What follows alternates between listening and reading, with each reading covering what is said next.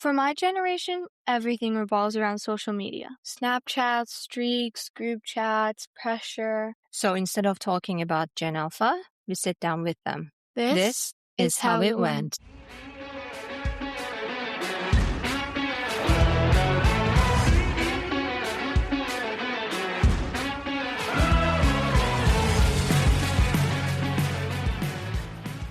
Welcome to Between Us Roundtable. Today we're talking about social media, the social dilemma at 12. We're going to be talking about Snapchat, TikTok, group chats, screen time, streaks, and all the pressure that comes with it. What's fun, what's toxic, what should kids be allowed to have, and what's just too much. Welcome, Riley and Jake. Thank you for having us. Yeah, I'm so happy to be here. Let's start with this. Do you think social media is a good thing for your age or not really, and why? I'll start with Tarek Alisi, and then we're going to move on to Riley and Jake. It's hard to explain, but I feel like kind of both because there are perks to it, being able to talk to your friends, but then there's also downsides like addiction and peer pressure. I feel like it just depends on how you're using it because sometimes it can be good and then other times, like Tara said, you can be like addicted, you can be like doom scrolling and then you become really like lazy and unproductive. And what do you think, Jade? I don't think social media is very good at this age because we don't know how to use it in moderation yet. Mm-hmm. And it could be too much. Also, there's creeps on some apps. So yeah, that's true. So Jade, you don't use social media, right? No. What's that like? Do you feel like you're missing out? Well, I understand the reasons why I don't get to have it, but I still do feel a little left out with the Snapchat streaks, posting people on their birthdays on Snapchat and stuff. And that's very normal to feel that way. But you're saying you do get the reasonings. Why? What are the reasons that your parents tell you? Well, my mom says it's just really addictive and mind-numbing, just be scrolling. And also, there's no reason to have it. And Snapchat's just a no. And how about you, Riley? When were you allowed to get social media and what's your story behind it? I do have social media, but I have like very strict limits for it. Like, my mom logged into all my accounts and she goes to my phone regularly. And I wasn't allowed to get Snapchat until last year on my birthday.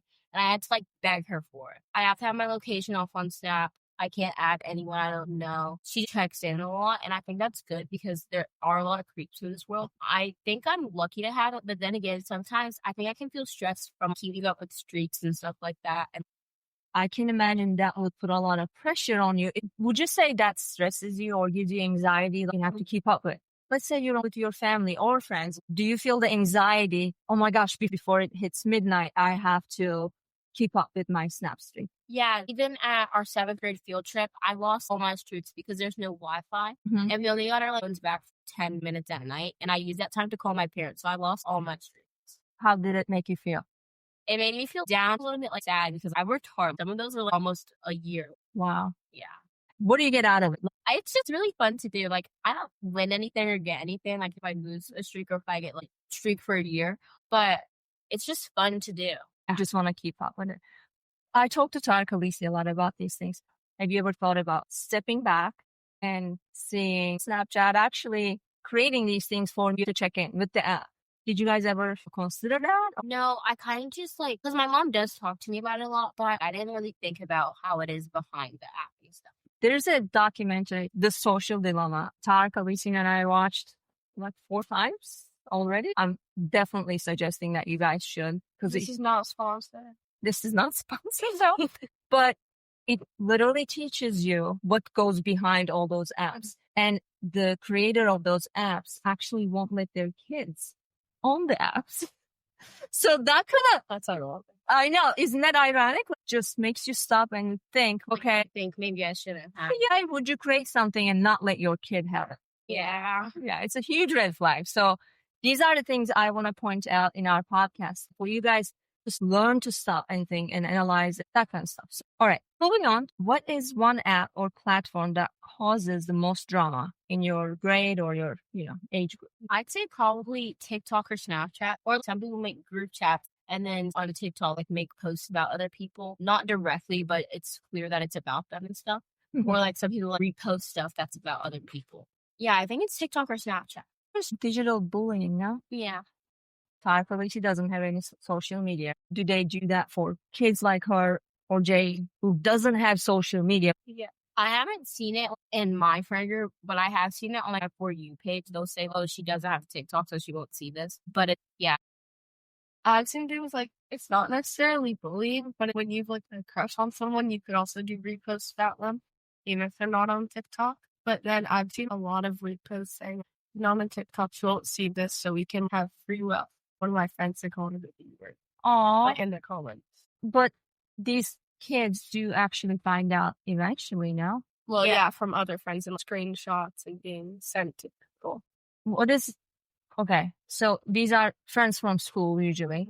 What is being done? Do they tell the school about it or just keep it in? Yeah, they usually like keep it in because they don't want to be known as like a snitch for telling on people. That's really sad. What I'm worried about is what is it causing them mentally? You know what I mean? Do they feel lonely? Do they feel excluded or bullied? And that can cause a lot in your age. All the hormones in your body is raging right now and your emotions are not stable. That's what I worry about the most. Yeah. All right. Here's a good one. What's one thing you wish adults understood better about your generation and social media? I think about our generation. Yeah, we may be really tech savvy and on our phones a lot, but we still do other stuff too. Like, pretty much everyone I know does sports. And it's that little bit of free time they get from school or from sports or just from studying.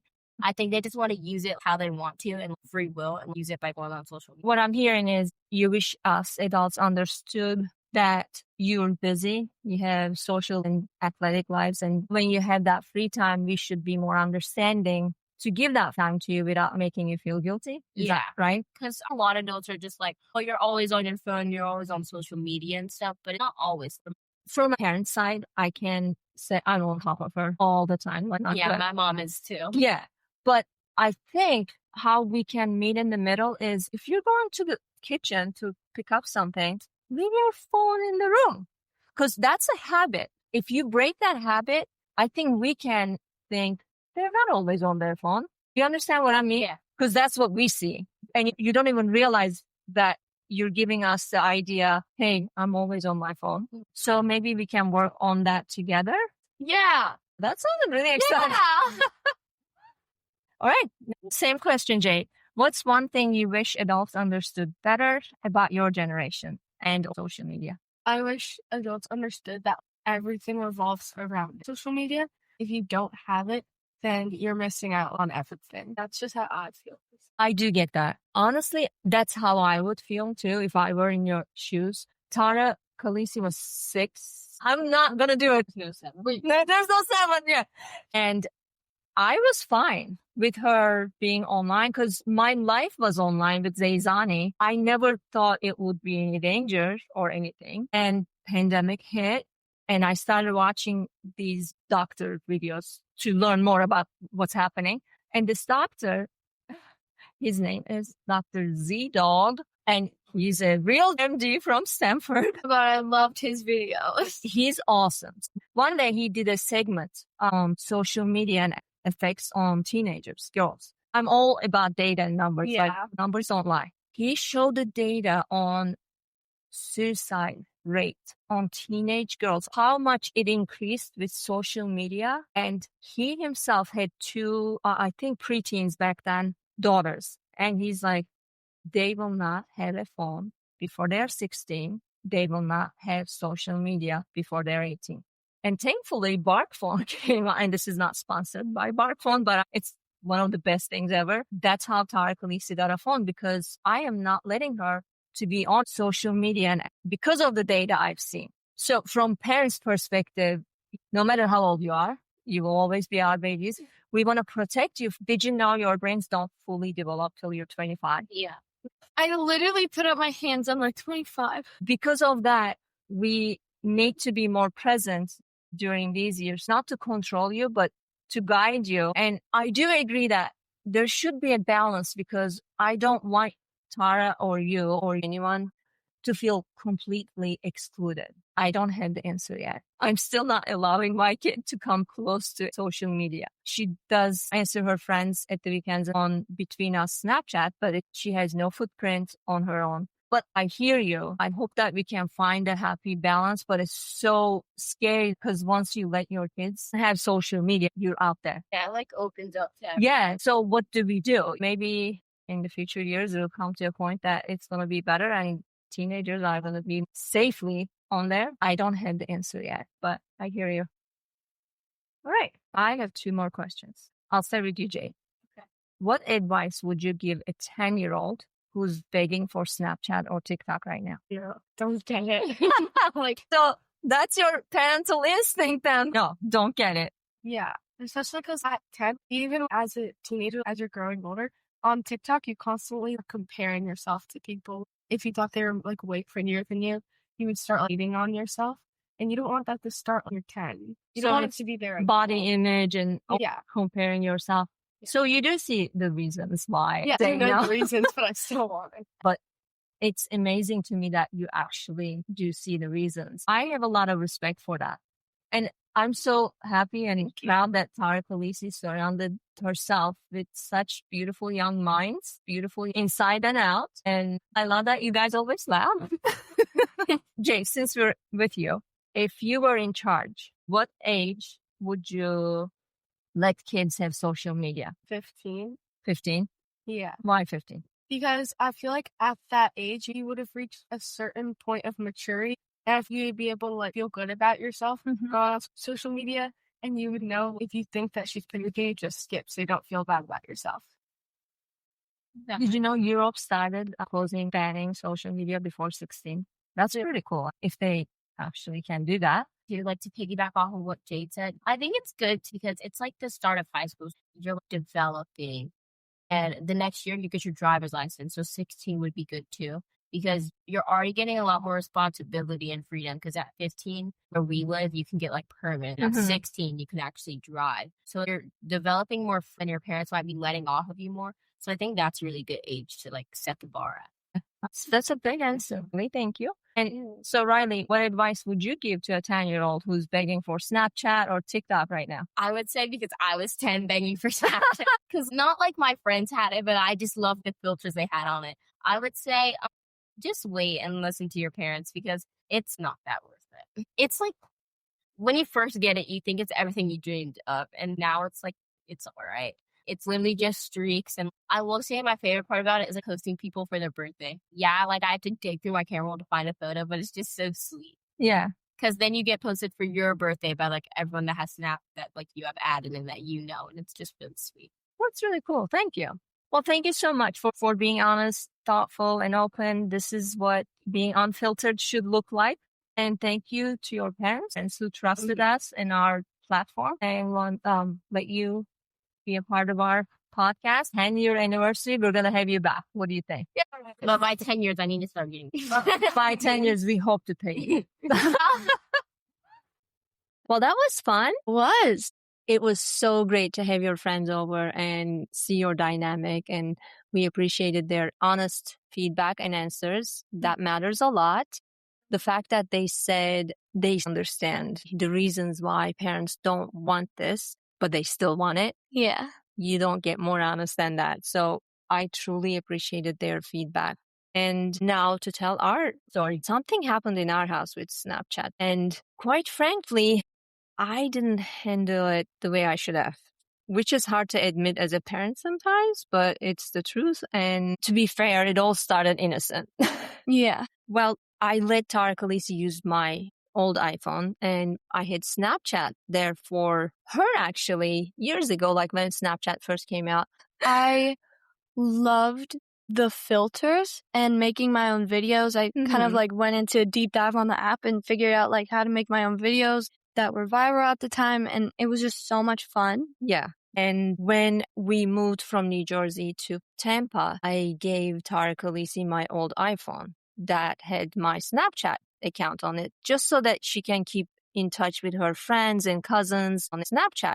It's not a public account, so I didn't see any danger in it. Quite frankly, there was no danger until you started school. Yeah. When the school started, became more than just fun. Kind of became a culture. Like I realized that everybody was using it for texting people and that was new. people would ask me, oh, do you have Snapchat? And I'm like, oh yeah, I do. Here you go. And then we would just start snapping and texting. And that happened with a lot of people. And then streaks came out. I learned about streaks. I learned about snap scores. And I'm like, I gotta get this high. So I'm cool. And before I even realized what was happening, she was fully in it. It took over my life. And from my end, I saw it, I felt it, but I didn't act right away because I wanted her to feel included. Your grades were all A's. Your athletics, basketball was going great. And I just didn't want to take that away from you.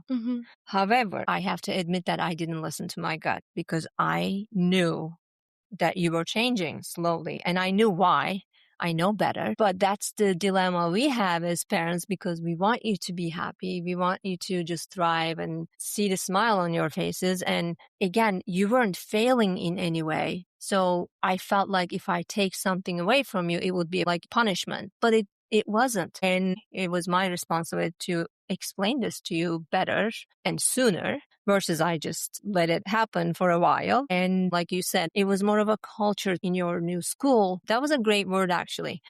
You were getting anxious, uneasy, which is not normally you. And at times you were getting snappy. You don't get that way normally. So that took a while for me to step back and, okay, I have to make up a plan. That's when we sat down and talked. But looking back on it now, you're totally right. I had so much pressure to do my streaks and everything. Like I was getting really just focused on the streaks. I have a to-do list on my board for every day. I remember on the top thing on my board was always snap streaks. Yeah. That was always the first thing I thought of. Sorry, not to cut you off. But for our listeners who may not be familiar with Snapchat, can you briefly tell us what snap streaks are? So streaks are basically you send a snap, which is a picture. You send it to somebody and then they open the picture and they snap one back. So yeah, seeing how anxious you would get. It was because of the constant pressure of the streaks. For you to understand and grasp that, I really applaud you for that. So thank you. And thank you for not just taking it away all at once and kind of seeing my perspective as much as you wanted to just take it away. And why? Because I said so. Like that you took the time to stop and step back and kind of look at the full picture and my perspective too, instead of just yours. Yeah, because, that's not my style because I said so. I was raised that way and I made a promise with you that I will never do that to you. Although sometimes you make it really easy just to say, I said so, but I don't do it. These conversations, I think it's very important to have between families. I believe it was Jade who said your generation revolves around social media. Exactly. As much as I wish that it didn't exist, you didn't have to be a part of it. Like back in your days? No, actually, back in Daddy's days. We had MySpace and Facebook back in my day. I lived on social media myself, but I was in my 20s. You're like 12, 13. So it's a lot different. And it's our job to protect you, although, I understand your side too. Yeah. It's important for us, parents and guardians, to realize this is your reality. I think what we're doing right now is working for us, right? Yeah. Just briefly tell you guys what we're doing is Tara Khaleesi still doesn't have a phone that she has any social media on. And I did take my old iPhone from her, and she does use a Bark phone. However, I still said she could use our Snapchat account and snap with her friends during the weekend and breaks. I just let her use it on my phone. So she still has to borrow my phone to do that, but I didn't completely take that away from her either. Yeah, and the cool thing about that is I didn't use Snapchat at all. Right after you leaned me out of it, it was a good 2 months that I didn't use it at all. Yes. And then we sat back down and you said, I'm going to let you start to use it, but only on my phone. And by doing that, Snapchat was not the center of my life anymore. And again, I just felt so much pressure and anxiety released. I really appreciate you talking about this because we're not saying everything on social media is bad. Nobody should be on it. Yeah. but we're saying with moderation, and watch your behavior around it, because you will realize that you're getting angrier and you're getting anxious, and you start feeling these things in your body too. Like I could physically see you back then that you were getting anxious. So like, why am I like this as well? yeah. And you're so young that you don't realize the impact on you. And it's our job, unfortunately, not a fun job, but it's our job to make sure that you are first safe, protected, and also live your life too. Yeah. It's a tough balance. I'm no expert. Every situation, every household is different. Every relationship between parents and kids are different. No matter what, though, I do think these conversations matter more than anything, because that's how we find a middle ground like you and I found. Because it's not going away. Exactly. And it was so refreshing to have other Gen Alphas on our podcast to get their insight on this huge subject, social media. Speaking of huge subjects, our next episode is on hormones. Yep, we're talking about hormones, what's actually happening and how it affects everything. Boys, you may want to tune in for this one. You'll learn a lot. Maybe then you'll get a girlfriend. Oh! I'm playing. Okay, good. Yes, that one is going to be interesting. Really will be. And until then, Stay unfiltered. Hey, Tara. Yeah. We ate down. Oh my God. There we go.